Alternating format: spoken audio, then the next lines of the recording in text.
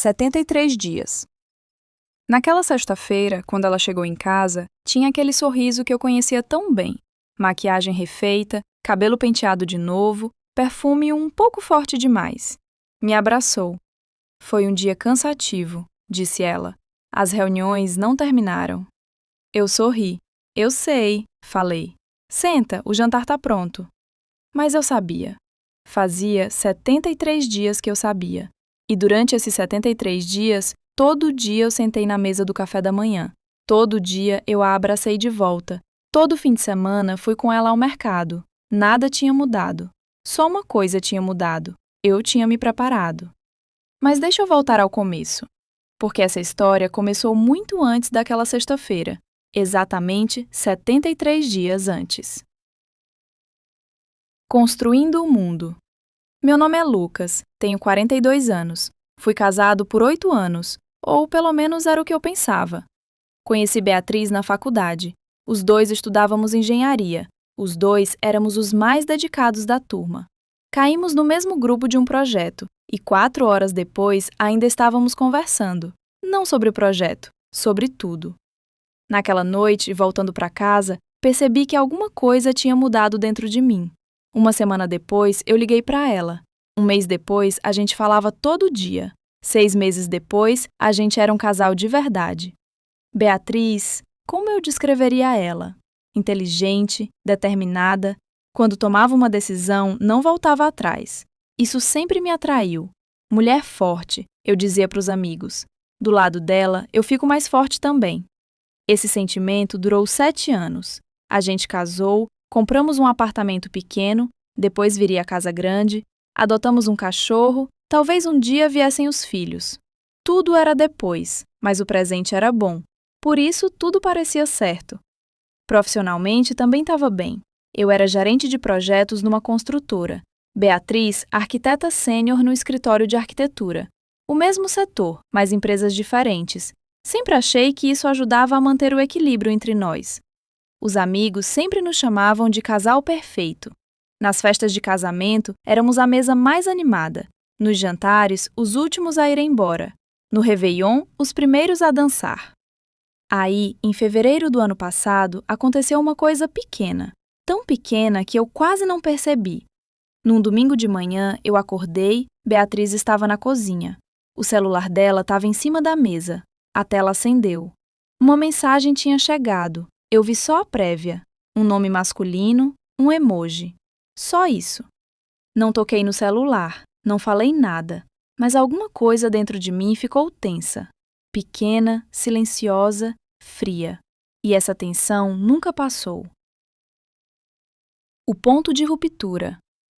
Nas primeiras semanas, eu tentei me convencer. Pode ser um colega de trabalho, alguém que segue ela, um amigo antigo.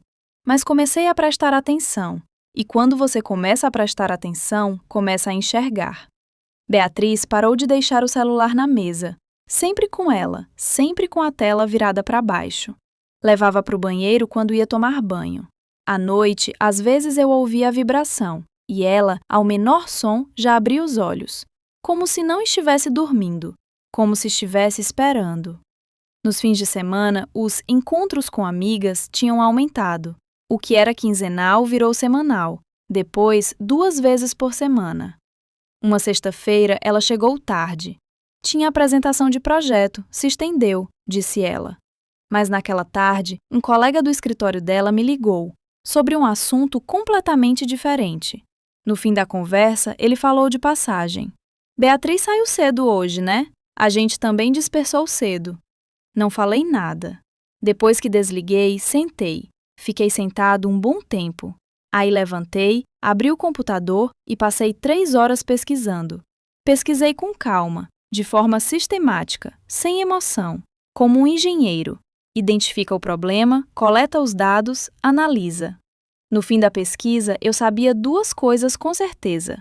Primeiro, Beatriz estava me traindo. Disso eu tinha quase certeza. Segundo, eu não tinha nenhuma prova. E uma terceira coisa eu também sabia. Se eu fosse até ela agora, de mãos vazias, ela negaria tudo. Apagaria o celular, cobriria os rastros. Talvez chorasse, talvez me culpasse. Talvez até pedisse o divórcio, mas nas condições dela. Beatriz era uma mulher forte. Eu não queria chegar até ela de mãos vazias. Naquela noite, tomei uma decisão. Ia esperar. Mas não ia só esperar. Ia me preparar. Mas como eu ia me preparar? E para que exatamente? O plano silencioso. Na manhã seguinte eu acordei, tomei café, sorri para Beatriz e não falei nada. Durante a primeira semana só observei, anotei, na cabeça, não no papel. Quais dias ela chegava tarde? Quais desculpas usava? Como a voz dela mudava? Na segunda semana fui a um advogado, indicação do meu amigo Rodrigo, especialista em direito de família, cauteloso, confiável. Assim que fechei a porta do escritório, falei direto. Suspeito que minha esposa está me traindo. Quero estar na posição mais forte possível no processo de divórcio. O que eu preciso fazer? O advogado explicou por 2 horas. Eu anotei tudo. Aprendi que o regime de bens importa muito. Aprendi que o ônus da prova pode ser decisivo. Aprendi que certos patrimônios, se não forem documentados, podem simplesmente desaparecer no divórcio. Naquela semana fiz alguns ajustes financeiros, em silêncio, dentro da lei, sem pressa. Na terceira semana fui a uma loja de eletrônicos pequena. Comprei algo que fazia tempo que eu pensava, mas nunca tinha comprado. Um aparelho pequeno, de aparência comum, cabe no bolso. Na quarta semana chegou a fatura da revisão do carro, o carro da Beatriz. Ela mesma tinha levado à oficina de manhã. Quando voltou à noite, me passou as chaves. Toma, disse ela. Coloquei no porta-luvas. Eu peguei, e quando abri o porta-luvas, vi um recibo pequeno, de um restaurante, daquele mesmo dia, no horário do almoço, mesa para 2. Peguei o recibo, fotografei, coloquei de volta. Depois disso, tudo acelerou. Na quinta e na sexta semana, em 3 dias diferentes, 3 provas diferentes. Não vou contar quais são, ainda não, porque tem uma coisa que Beatriz ainda não sabe. Eu vou escolher quando falar. No fim da 7ª semana, liguei para o Rodrigo. Estou pronto, falei. Quando você quer agir? Ele perguntou. Mais uma semana, eu disse. Falta só uma coisa. E essa última coisa aconteceu naquela sexta-feira à noite. O momento da justiça e encerramento.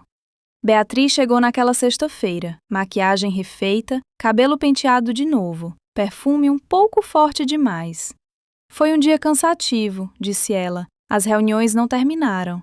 Eu sorri. Eu sei, falei. Senta, o jantar tá pronto. Jantamos, conversamos, como qualquer sexta-feira comum. Depois do jantar, enquanto Beatriz lavava a louça, coloquei um envelope em cima da mesa, branco, simples, fechado. O que é isso? Ela perguntou. Abre, eu disse. Ela abriu o envelope. Tinha algumas páginas dentro, os documentos que o advogado tinha preparado. E no meio deles, aquele recibo do restaurante. E outras coisas também. Beatriz ficou olhando por um bom tempo. Depois colocou tudo de volta na mesa devagar.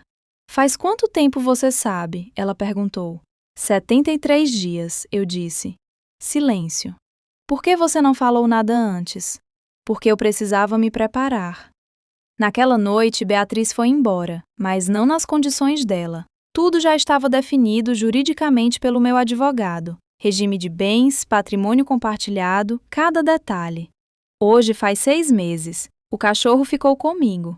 Beatriz e eu continuamos no mesmo setor, mas só no setor. De vez em quando ouço o nome dela numa licitação. Às vezes a gente se cruza numa reunião comum. Quando isso acontece, eu só aceno com a cabeça. Ela faz o mesmo. E os olhos dela nunca encontram os meus de verdade.